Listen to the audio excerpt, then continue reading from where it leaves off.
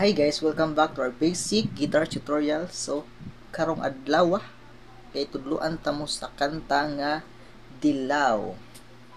So, dapat yung kapo is nasa ikaduha, second fret na. And then ang chords nato for today is G. Next is D, then E minor, then C. So again, G,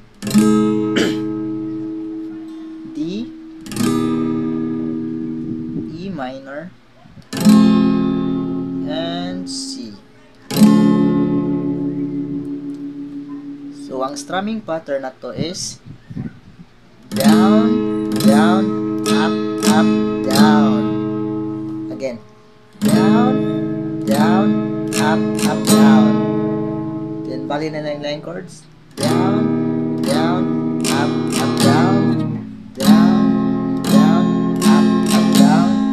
Down, down, up, up, down. So, kantahan na to.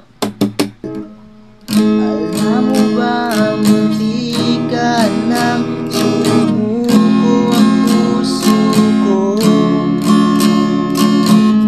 sa paulit-ulit na pagkakataon na nasaktan na bigo. Mukhang delikado lang naman ako.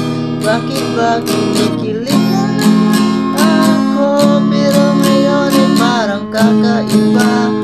Pag nakatingin sa iyong mata, mundo ay kalma. Pero hanggang ka na di magmadali, ikaw lang katabi ako sa puso ko ay pumuti. Di maghanap ng kung anong sa